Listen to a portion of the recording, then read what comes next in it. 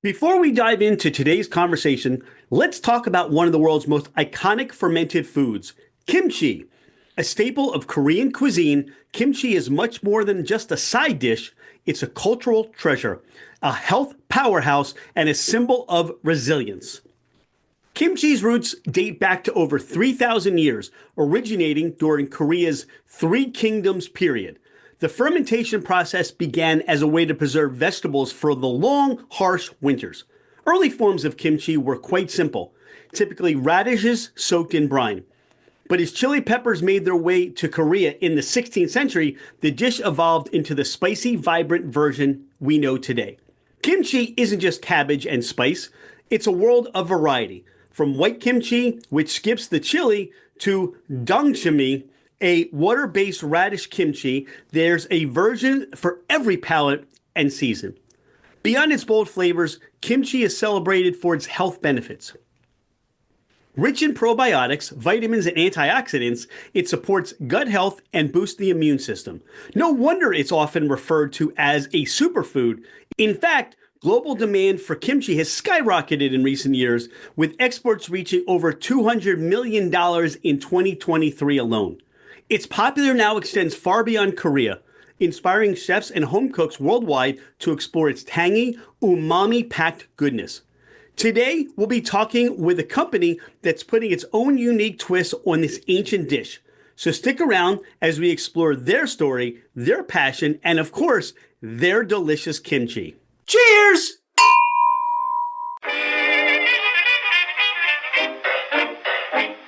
Hello, ladies and gentlemen, craft spirit enthusiasts, and those interested in the intoxicating world of craft distilleries, cideries, meaderies, wineries, and the occasional foray into breweries.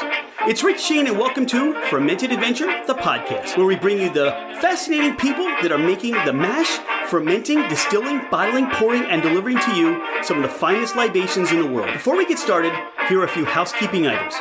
Thank you for bringing the podcast into wherever you are and whatever you're doing. We truly are grateful that you have chosen to listen and make us part of your day.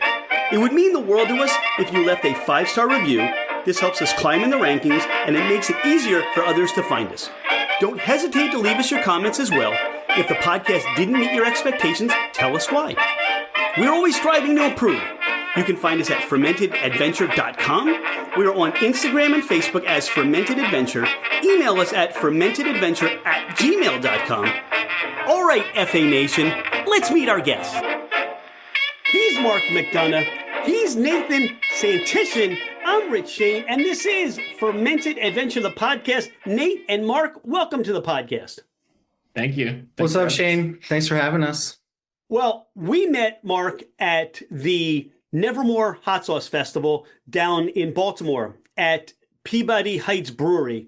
And this was put on by Black Eyed Susans. And there were about, 25 hot sauce and different companies related to hot sauce and I guess fermentation there, right? Yeah, and hundreds of people came to that brewery that day. I mean, it was absolutely packed from almost start to beginning. And, that was our first time doing a hot sauce event. We just released the fermented hot sauces earlier this year for our farmers market stand, and started, about a little over 3 years ago doing the kimchi. So it was really exciting to see, especially some of the people that we looked up to and heard say, oh my gosh, we're in the same room as Torchbearer and, all these places that you hear about all the time. Well, we met and there was the hot sauce there. But what was really fascinating as well was, as you alluded to, your kimchi and your sauerkraut. How did all that get started for the both of you? So I guess growing up, I was making a lot of sauerkraut with my family for New Year's. We'd get together around Thanksgiving and make at one point we were making 300 pounds of sauerkraut, giving it out to the neighbors, to friends and family. And as I got older, I kind of realized what that even was. It was just fermenting. And I started going down the rabbit hole of fermentation in general. I've made my own hot sauce. It's kind of where it started. And then I've gone even crazier. I've made my own soy sauces and misos. I've made my own chocolate where I got fresh cacao fruit, roasted it, dried it, blended it up, and tempered the chocolate, formed it into bars. I've made wine and beer. I've turned that wine and beer into vinegars. So lots of different fermentation things. And eventually I saw kimchi on the shelf. It was probably around 2017. And I was like, I can't believe I've never tried this before. People were calling it like Korean sauerkraut. And I was like, I grew up making sauerkraut. I got to try this. And in my opinion, it's a lot tastier than sauerkraut. So it just seemed like a no-brainer to try to make my own. And originally, I made some like the traditional way. I had fish sauce in it and like salty shrimp paste and all sorts of different fermented seafoods. But I was eating eggs one morning and I had some of this fermented kimchi with the salty shrimp in it, and it just smelled, fishy, and it just wasn't the smell I was looking for in the morning. Usually it's fine, but that early in the morning, it wasn't working. So I sought out to kind of find something else, like the science behind why fish sauce was added, and it was to make it a little salty and savory. So another thing that's famous for adding salty and savoriness to things is miso. So I found using that to make my kimchi, I was able to get like a vegan kimchi that's just as flavorful, if not more flavorful, than a traditional recipe. Pardon the interruption. Thank you so much for listening to Fermented Adventure, the podcast. Could you do us a favor? Hit that follow button. It makes it easier for others to find us, and it helps us climb in the rankings. Take a screenshot of the podcast, post it, tag us, and let everyone know that you listen to the Fermented Adventure podcast. Now, back to our podcast. You talk about your roots and just being introduced to sauerkraut and fermentation. We all have things that we're introduced to and exposed to. What is it, though, for the both of you about fermented foods that appeals so much? So, interesting thing that's somewhat related is, I talk to a lot of people that I don't know in this business that, doing farmers markets or going to grocery stores and giving out samples. I've met thousands of people in the last 3 years. And then, of course, we started doing put our Square site up earlier this year. So then it's like, fielding questions from people online that have questions. And one of those conversations led to someone asking about a fermented hot sauce. What is a fermented hot sauce? And I explained it to them a little bit, and their reaction was, ew. To fermentation. And then, obviously they just didn't understand or know what that means. But then, I said to them, well, you probably eat lots of fermented things. Like, do you drink coffee? Do you eat chocolate? Do you ever drink any beer or wine? All that stuff goes through a fermentation process.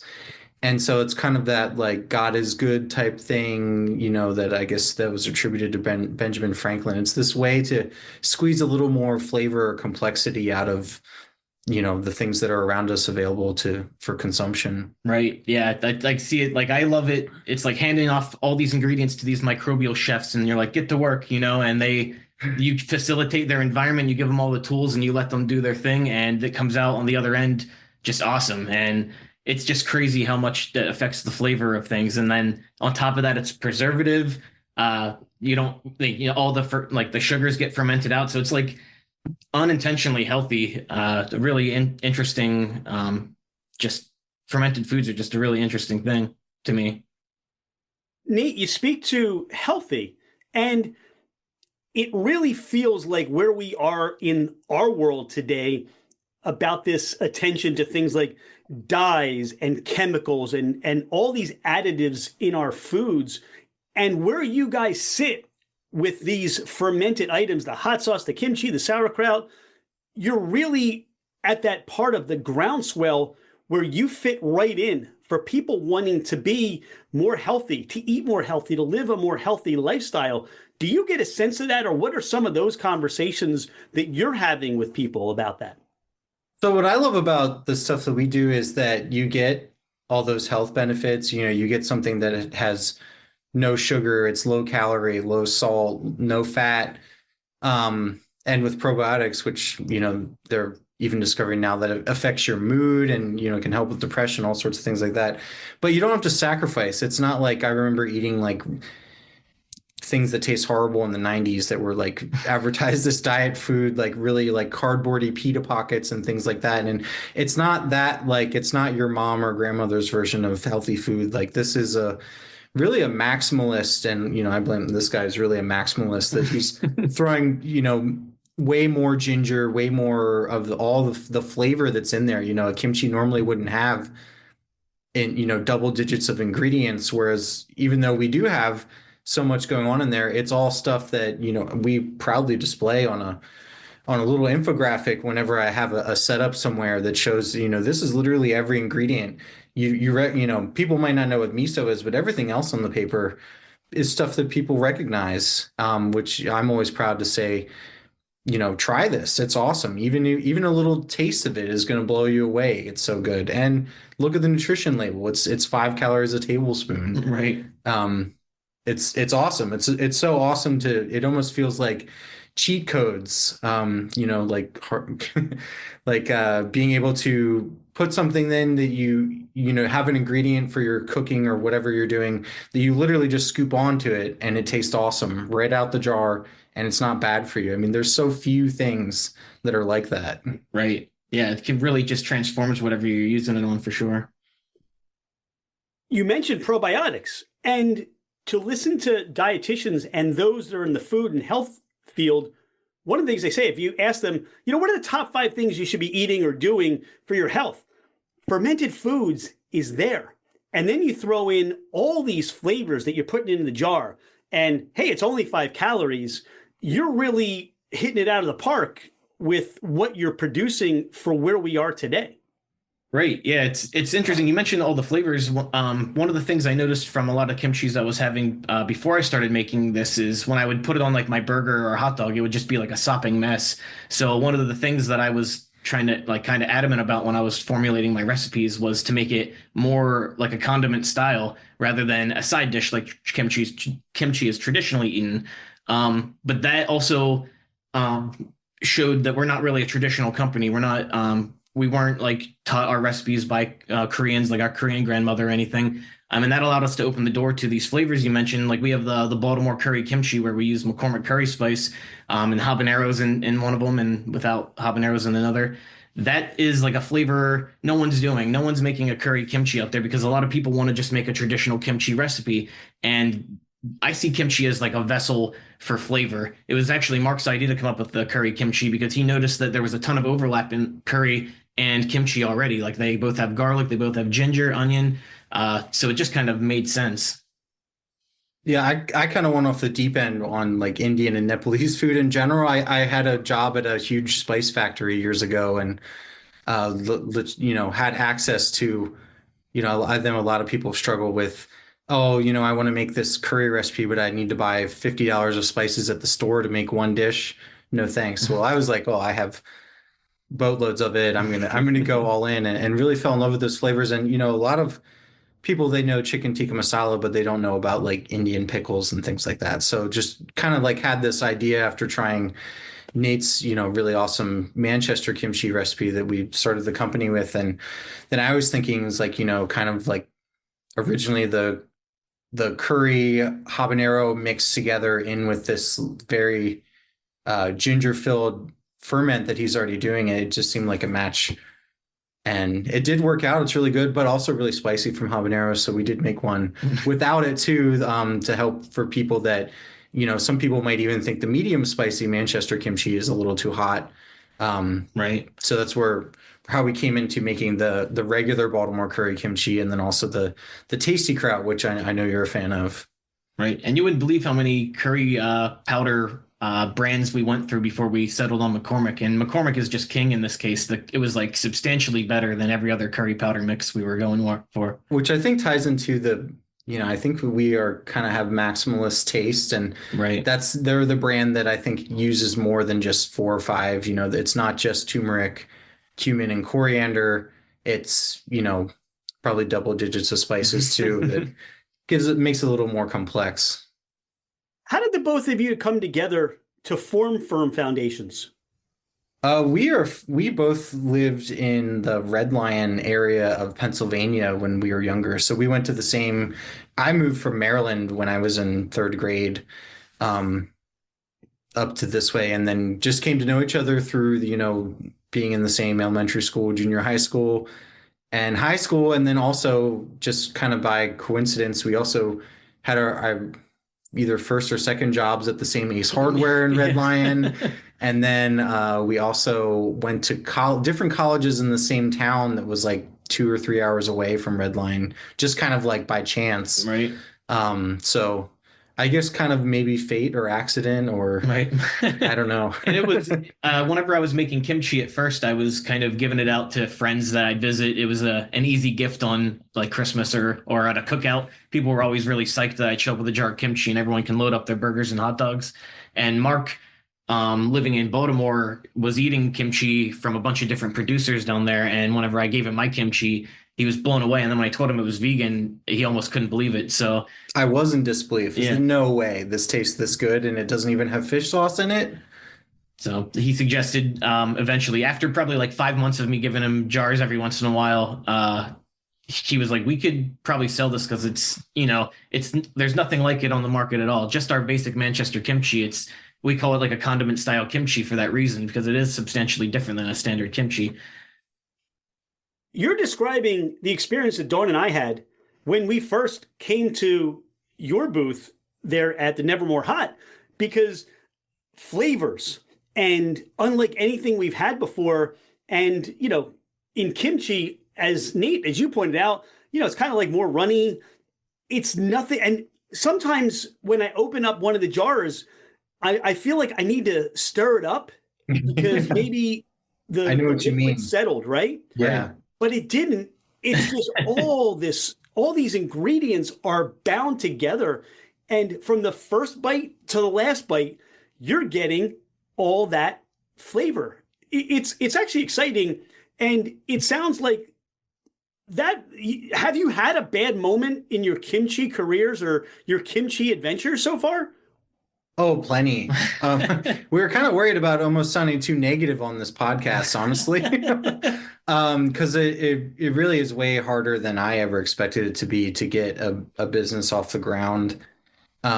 Just because, you really are in the same marketplace as the behemoths, and the way that grocery stores tend to run doesn't really fly with what a small up and coming company is able to do. And so, we have to do kind of a lot of sacrifices to get every little tiny baby step takes a lot of work and effort. But yeah, I would say probably some of the most challenging things is like even just so in the York area where this is all made, where do you even get vegetables for a good price wholesale? There really aren't that many options. There's some places out in Lancaster, but so you got one option, and if they don't have it that week, sorry. So that's kind of challenging. Then, most grocery stores only buy products from distributors, and then most distributors only source products that are in a lot of stores. So how do you get into a bunch of stores if they only buy from distributors, and distributors don't want to carry your stuff if you're not in a bunch of stores? So you end up having to find all the tiny, small, independently owned places, which they can be really awesome stores, but they don't have the foot traffic of like a Giant or a Walmart or right. something And they like also that. tend to be in more rural areas, which means we have to do a lot more, put a lot more time into teaching people what kimchi is and how to eat it and why you would eat it, or that it even exists and that maybe they like it. So, yeah, that makes it tough. So we're really trying to get into more places like Mom's. Right now we're working to get into a distributor so that we can get into like Sprouts and perhaps like Wegmans at some Yeah, point. and we honestly, I think we would already be on the path of trying to, wind down our business and sell our equipment if we didn't get the Moms thing going, because that was kind of our last chance to even be able to get into any distributors. So it's just amazing how high the barriers to entry are for a small business. It has almost nothing to do with how good your product is, how hard you work, how smart you are. Almost none of that stuff matters at all. I think that really what matters way more than that is if how much money or resources you have to be able to kind of buy into these, if you buy a giant facility and ship truckloads the next day, that costs millions of dollars. That Right. It's kind of a stark reminder of where the American dream is at currently, unfortunately. Yeah, but having a good product is super important, and it makes it a lot easier to sell whenever we're confident that we like it and we know it's good. So at least we can go into things going with that mentality. So whenever we're not, or so whenever we get into a new place, we don't have to twist anyone's arm. We can be like, try it for yourself. A lot of the time, our sales are directly proportionate to who's aware of our product in the first place. So people that have tried it, they're coming back and buying it again. But we need to get out there and have people try it in the first place. Well, and tying into something you mentioned earlier about the kind of sentiment is people want more natural, more healthy things. I think people also are tired of buying low quality things, although that hasn't really gone. It seemed like for a long time that it was just what's the absolute lowest price you can get. And people assume that that's the same quality as everything else, just like I guess the other businesses just do it more expensively by choice. I mean, I mean, I understand people have budgets and things like that, but it really isn't about that. And, kind of learning more about how distribution in grocery stores work and then the insane overhead that is involved in getting products to places and running a grocery store, is really where most of the money that you spend in the grocery store is about keeping all those lights on and paying people's salaries. The actual profit itself that trickles down between each layer, which, grocery store makes the most money, distributors make the second most, and then the manufacturers make less than either of them. So it's just kind of been eye-opening about, I guess, how developed we are as a society. And, it's kind of different than you really would expect, or I don't know, maybe I'm an idiot or something, but definitely caught me off guard somewhat, thinking that. And then, you see two things in a jar on a shelf, and, ours is usually on the shelf for $11 or $12 or something like that. And it can be right next to a kimchi that's $3. And I think most people really just shop based on the price, and they don't notice that, well, when you turn this one upside down, it looks like a glass of water. And then the other one is like a DQ Blizzard, Yeah. Yeah. because it's like, you are buying more water when you buy that cheaper thing. Right.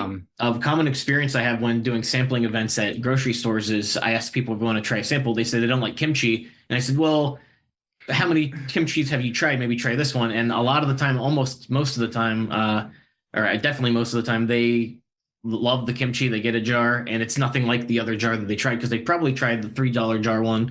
Not to say some cheap kimchis aren't good. Like traditional kimchis you get at like a Korean market are awesome. They're usually fairly cheap. Those are like a fresh kimchi. They just like made it maybe a day before, and it gets more sour over time.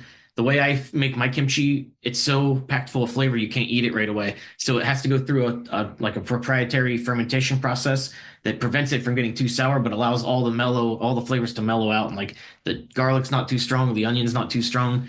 And that's why it's so much more concentrated as well. Yeah, a lot of commercial kimchis, I would almost describe them as like a half pickle. Mm-hmm. Like if you've ever had a half pickle, it's kind of in between a cucumber and a pickle. Yeah, that's fair. That's not what we're doing, but right. The thing what Nate said too, a lot of times when I get resistance from people who say, "Oh, I tried kimchi, I don't like it," or "Oh, I hate kimchi," or I don't even like the smell of that stuff." I said, "Well, if you're ever going to try kimchi ever again the rest of your life, this is the one to try right here." And I equate it to, from what all you're saying is that experience. Many people say they don't like gin because of a bad gin experience or just not having the new American style, the new botanical style gin. And when you try what's being created today, you stop and look at the bottle and go, wait, is that gin? I've never had something like that. I think the same thing is very similar to your kimchi. And I believe with what you're talking about, I mean, price point wise, yeah, if you're going to sit it next to, something that almost looks like a pickle slaw or something like that, yeah, I get it that somebody's going to say, why is this so less expensive? But when you realize the value, and I think that's the conversation, the value of what you put into one of these jars and the enjoyment you're going to get from what you're making can't be duplicated on maybe some of those larger brands. It's you are putting out, the high luxury kimchi brand, but it appeals to the common person. I mean, it's certainly there, but if you have more refined flavor and taste for kimchis, this is going to knock your socks off. If you haven't had those fermented foods before, you're going to say, wow, I'm glad I started with this, or this is unlike anything I've had before. Right. Or it's like, you can buy sauerkraut in a can that's been boiled to hell. Or you can, that it's technically sauerkraut, but it's not going to really taste that interesting or have that great of a texture. Right. But Yeah. it'll I can last say, forever on the shelf. I can say to the both of you, since we met, I can maybe count on one hand that we haven't had one of your products on our table where we were eating one of your products. This has become a staple to our dinner. You got to give this guy a round of applause. Yeah. Come on. And no, but I want to thank you for that because, discovering you and what you're producing. So I was at Iovine Brothers. Awesome Produce, place. We love them. at Reading Terminal Market. Yeah. We've now had all of your kimchis and your sauerkraut, but this Manchester kimchi. So this is the first one you started with, and I'm eating it. And I said to Dawn, I said, you know what? I'm going to close this up because I'll be enjoying this with Mark and Nate on the podcast. Let me save it so I don't plow through this. But talk about why these flavors started the whole kimchi line. So I was trying to just create like a kimchi that was familiar, like similar to a standard kimchi, but I wanted to make it, Nate style in a lot of ways. I wanted my flavors to be prominent. I really like ginger a lot, and I always felt like I didn't taste enough ginger in like normal kimchi. So I loaded it up with a lot of ginger, and I noticed that I didn't like it, when it was fresh and still cabbagey. I wanted the flavors to melt a little bit, so I started fermenting longer and fermenting in different temperatures and trying a bunch of different things. This is the one that I landed at. I think it's similar enough to a standard kimchi that people won't be shocked by the flavor if they're familiar with kimchi, but different enough that you're getting like a substantial amount of flavor. It's a flavor bomb, as I said, and we've mentioned this one's transformative. Using it on a burger, it becomes a Manchester kimchi burger. On a hot dog, it's a Manchester kimchi hot dog.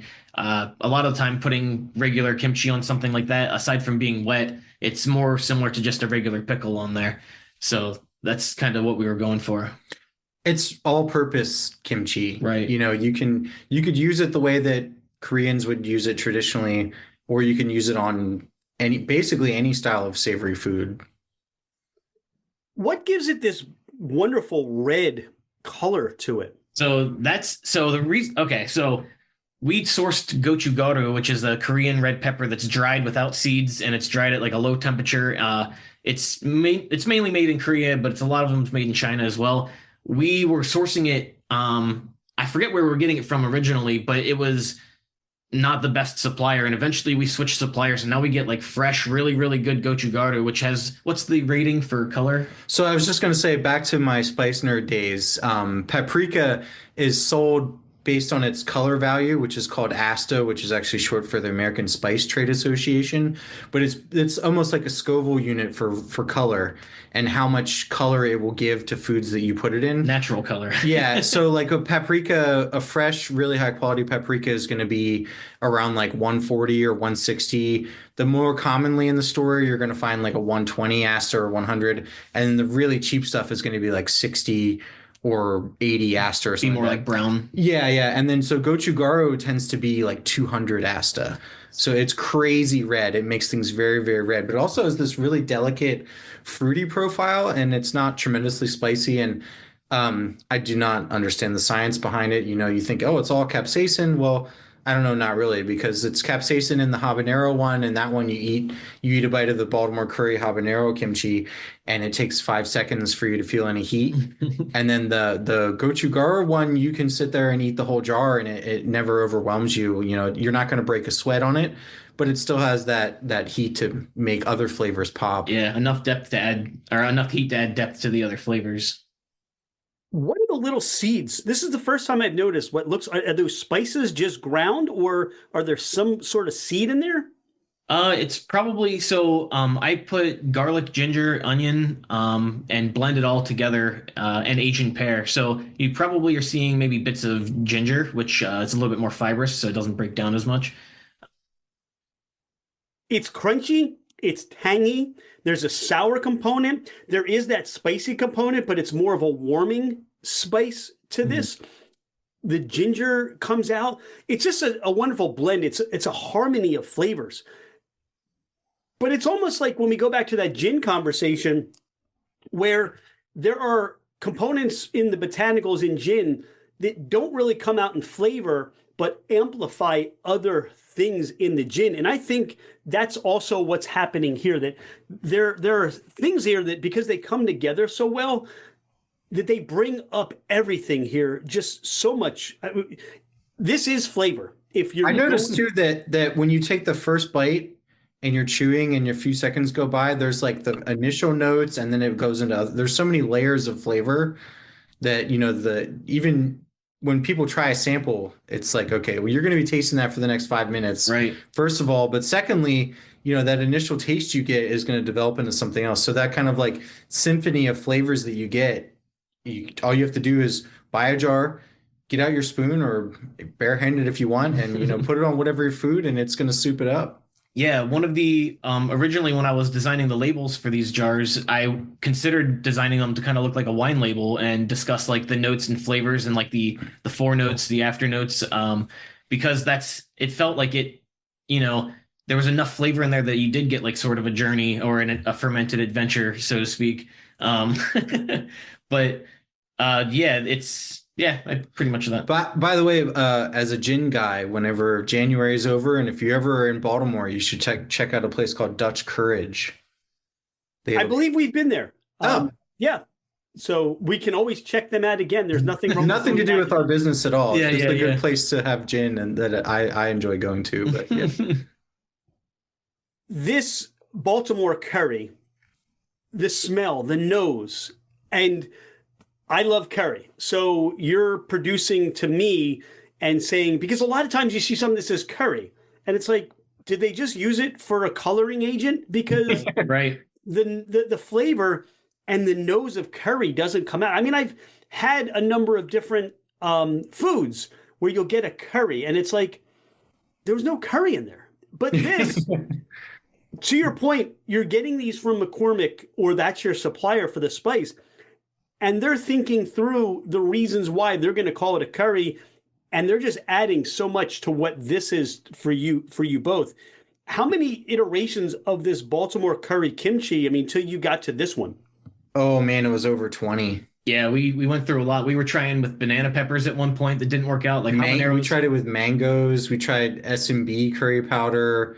I can't even remember. Also, just even getting the ratios of the one now to get those correct, especially balancing out with the habanero taste to get enough flavor from habanero to get that mango apricot note without making it so spicy that only true hotheads are going to eat it. So yeah, and the curry flavors. Do you like spicy food? Love spicy food. That's how we found a way to Never More Hot, because we love hot sauces. But I think for both Dawn and I, we love flavor, not as much just being a heat seeker. And we have tried the habanero. And I'll tell you what, you said 5 seconds before the heat hits you. Maybe I'm an underachiever because it hits me faster. So Dawn likes to watch me eat that because my head and my face start to sweat. So yeah, I'm feeling like Nate. Yeah. It warms you up. But different foods. The wonderful thing is you talk about like making this and describing this like a wine. And the bouquet and all those things you're going to get. Well, you have these different flavors of kimchi, and we'll try the sauerkraut shortly, that really appeal to different foods too. So you're not just, hey, here, have some kimchi, right? Yeah, and I think that the curry kimchis work insanely well with egg dishes. Is one of my favorite things. I use all of them in making lazy stuff like grilled cheese all the time, or as a condiment on a burger, things like that. But I really have a fond place in my heart for making, scrambles or something with the curry kimchi. This is very nice. I'm just one of those people that will make chicken. We'll grill chicken or smoke some chicken, and I'll just take a forkful of the kimchi, and I'll take a piece of the chicken, and that's how I'll eat it. And I'll do that with fish. These just, like I said, they have been on our table every night, and we find ways of just putting with all kinds of food. Chicken salad is very good with the curry chicken. Yeah. Also, you can mix it right in. We also, one of our go-to party tricks is to take, sour cream or cream cheese or whatever, and just chop up whichever one of the kimchis or both two if it's a big party and you want two things, and just mix it in with and make you can make your own dip that it seems like you slaved for hours on this beautiful thing. Like, nope, I pulled a cutting board out and chopped it up and mixed in this thing. It took about 30 seconds to do. Right. And on the note of like healthy eating, I just steam broccoli sometimes to put a spoonful of Manchester kimchi or the curry kimchi in there and stir it up. And you don't have to have oil or salt or pepper or anything. Some butter doesn't hurt, but the flavor and like the sauce, it's so thick it just coats everything that you mix it with. Like you said with chicken, I've dried out chicken breast before, and I just use that to soak up some kimchi juice, and it's all fine again. This is earthy. It's curry. It's crunchy. You got this sour note to it. There's a tanginess to it. And again, this is why this is the first thing we had and why we fell in love so much. I would say, and Mark, you're talking about different ways to eat this. You talk about egg dishes. I'd like to make a deviled egg with this and see how that would go over. Because you talk about a chicken salad, you talk about eggs. Let's bring that together, bind it with a little mayonnaise, and have some fun.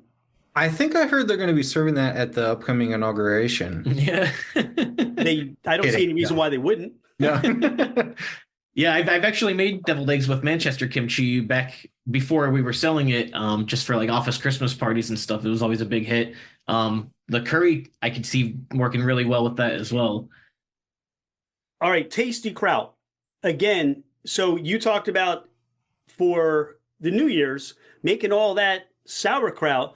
We're big on the pork and sauerkraut, and now we add this tasty kraut to it. This livens up that pork and sauerkraut. Oh, and yeah. Sausages and different things that we've done.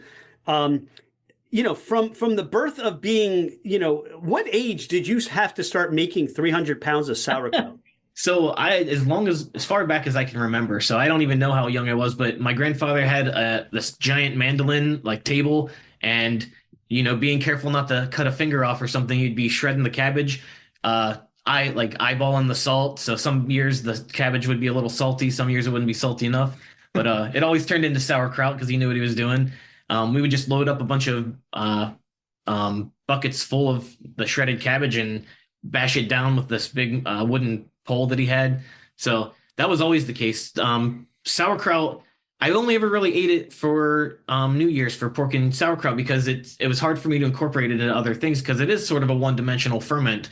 And that's why when we made Tasty Kraut, it's essentially the backbone recipe of Manchester kimchi and the Baltimore curry kimchi, but without the spices that sway it in one direction or another. So we kind of described Tasty Kraut as a complementary condiment rather than a transformative one like the other flavors are. So it can go on things and it'll blend into the background, but you'll still get all those flavors, the sour, the savoriness, the crunch, without it being like a curry flavored or like spicy. And then without the gochujaro taste or the curry taste, it's incredible how much more the flavor of the actual Napa cabbage comes through. Right. I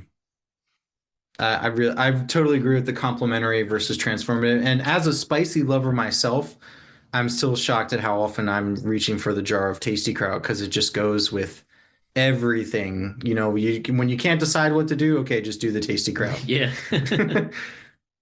This ruins sauerkraut for the rest of my life. Well, it's really a souped up sauerkraut because usually sauerkraut would be very plain, which is fine if that's what you're looking for. Right, but you usually season it too. Yeah, but this is a sauerkraut that has a boatload of ginger in it and miso for savoriness, garlic. So it's incredibly flavorful. You're running through all these foods and these ideas. I'm thinking for making a Reuben,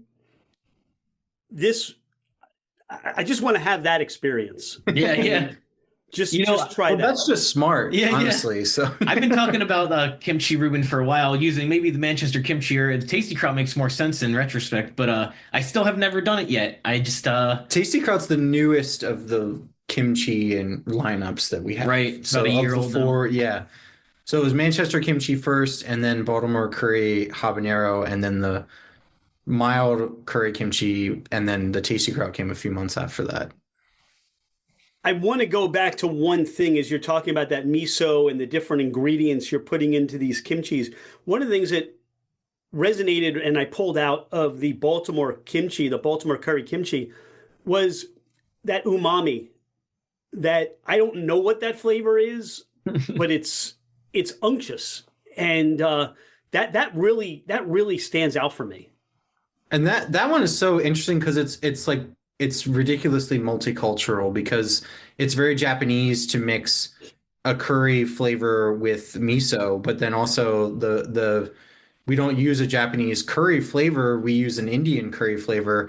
And then when you add habaneros to it, that's almost like a Caribbean, like West Indies type twist. So it's almost like four different food or five different food cultures kind of colliding all in one jar. That's really a lot going on there. It's Right. awesome. And traditional kimchi contains fish sauce, and whenever I was trying to replace that, I was looking at like fish sauce is adding saltiness and savoriness, and miso was another like awesome ingredient that could add that all in one go. And I was really careful not to add too much miso because I didn't want you to taste miso. I wanted the miso to be sort of like a canvas for the rest of the ingredients to take shape. And you know, I've been super thrilled. I've always told Mark, as long as I'm making things that I know that I love, flavors and like recipes that I love, I'm not afraid of other people loving them because I just trust our taste basically. If they don't sell, at least we can eat them. Yeah, that's also true. Isn't that fun? I don't want to ignore your other children, but you have a hot sauce line. Talk about some of the hot sauces that you're producing.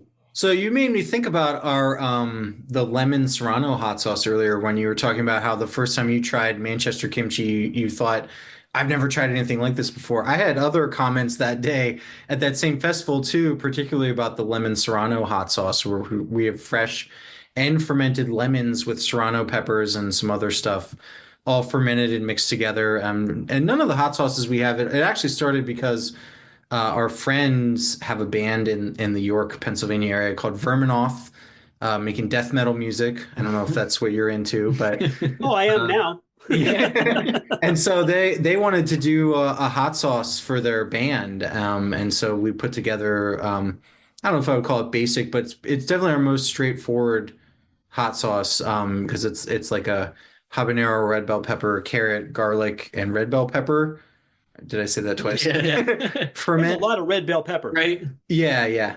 And you know, it came out really well, and you know, we were selling it at the farmers market stand too, and it went pretty well. And so, you know, Nate got creative with some other stuff, and we, you know, went into some kind of like dried Mexican chili type ferments, like guajillo peppers and things like that. But I'm really proud of definitely the lemon serrano, and also we have a mustard seed serrano too that has we kind of made a big batch of a serrano ferment that was split with different flavorings. So we had the fresh and fermented lemon one that actually has whole lemons ground up into it. Yeah. As well. It's very, very lemony and awesome. And then the mustard seed one's amazing. You know, when we were thinking about that one, I was thinking like back to the 90s, there's this drink called Orbits that had these little balls that floated around in them. Yeah. So we were like, can we make a hot sauce that has little like mustard balls? And we did. They do float around in there and they're soft but still have a little bit of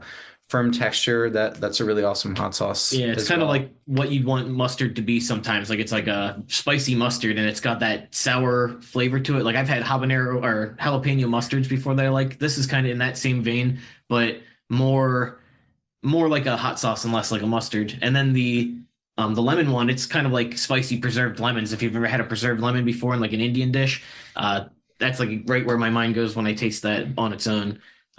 Really, really awesome seeing what things, you know, because lemon is a really versatile flavor too. And I've experimented with like some lemon kimchis and stuff that haven't seen the light of day yet, but lemon's a flavor that can kind of go in a lot of different areas. It can be sweet, it can be sour, it can be savory. So that's where that like inspiration came from. And I feel like there's still a lot more we could do with lemons in the future.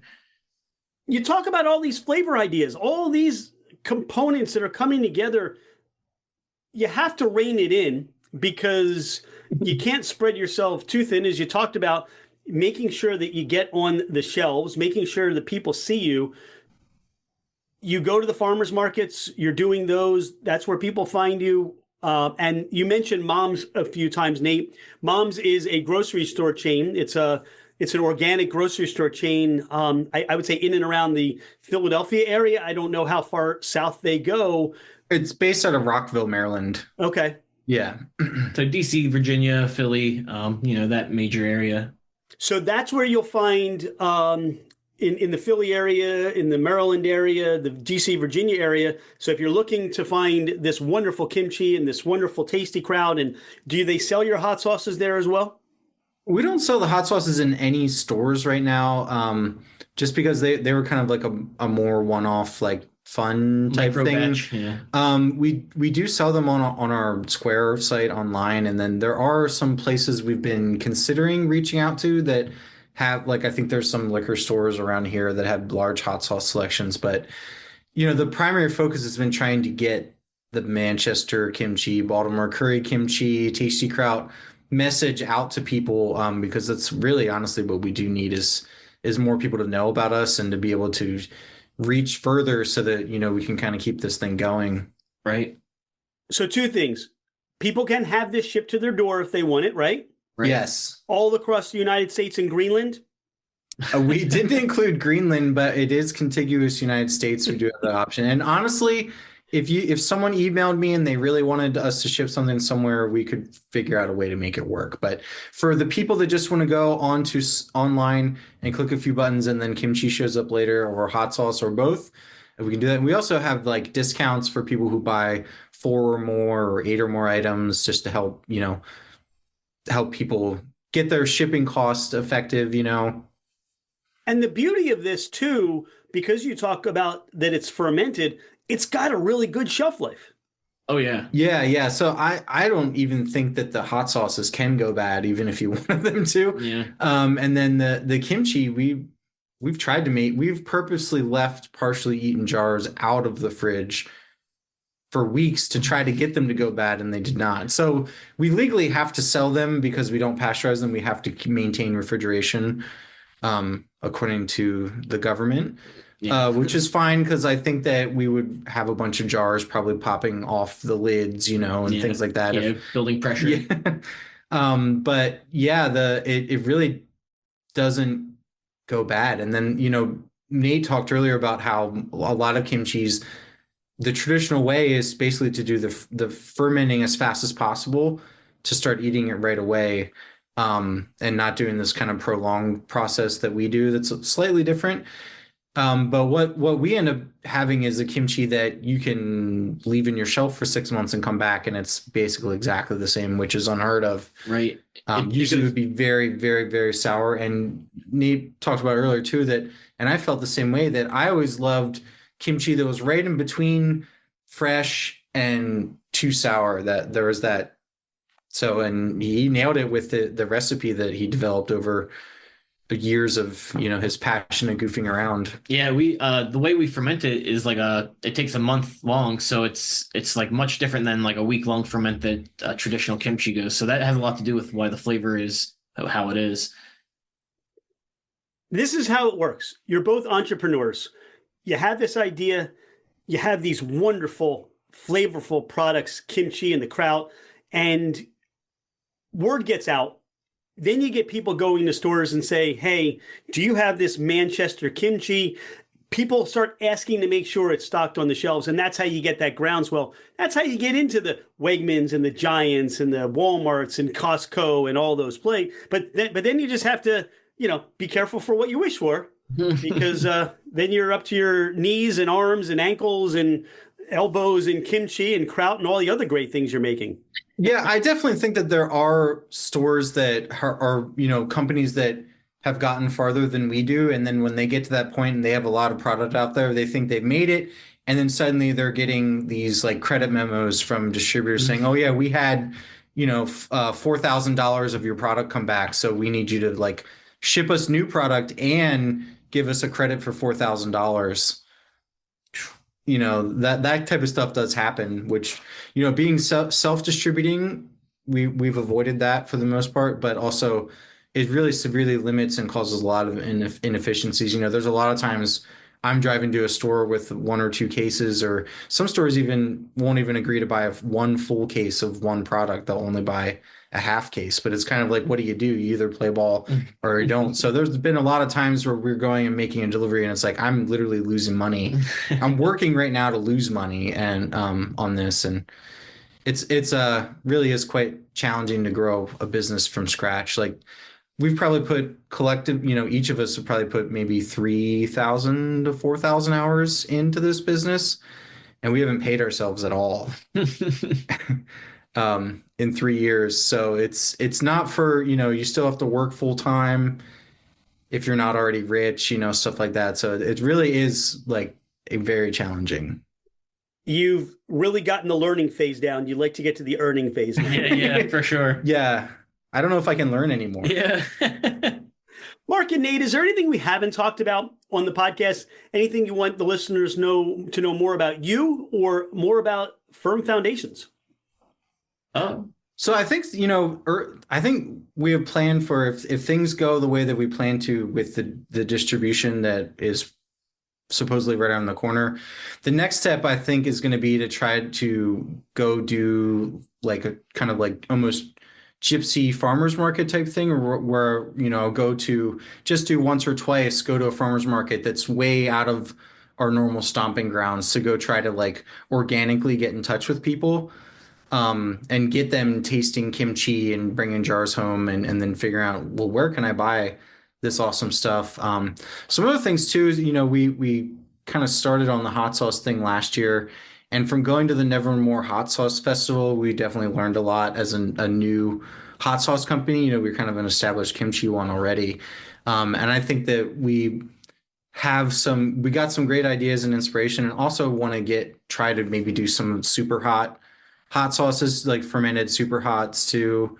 And then, of course, Nate also has like a never ending list of ideas of things he wants to ferment and put it in a bottle. He keeps my creatives reined in a little bit, so we're not running ourselves into the ground so much. He's the money guy, and then I've got infinite number of ideas. But yeah, with hot sauces, there's a lot of room for improvement and a lot of stuff we can do, just flavor wise in general. I always want to go flavor first. So even if it's going to be super hot, I want it to be tasty, really tasty.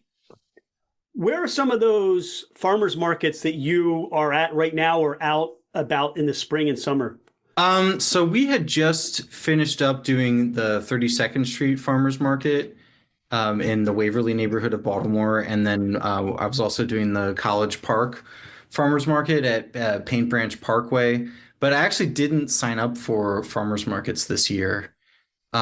Just because for like time constraints of having, because you have to wake up at very early in the morning and you spend all day there, you set all the stuff up, and then you have to do, it's a lot of commitment to do that basically every single weekend, which I was doing for a while.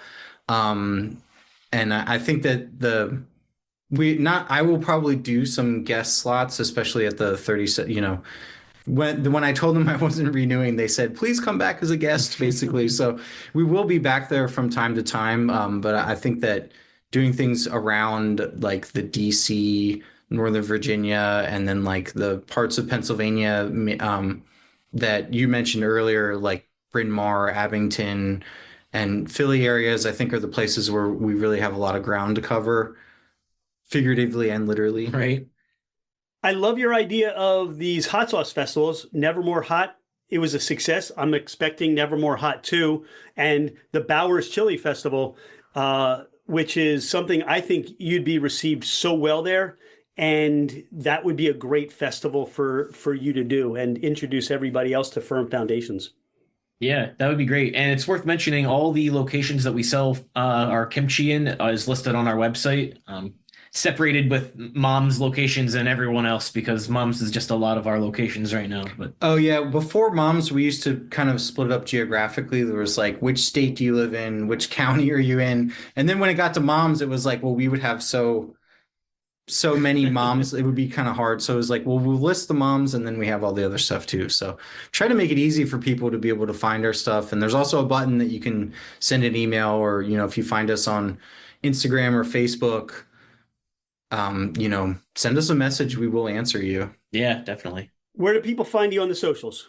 So our company is Ferm Foundations, and that's a fermentation pun. So FERM. And I think they're all just at Ferm Foundations, Facebook, Instagram, Yeah, and then and Reddit. Yeah. fermfoundations.com.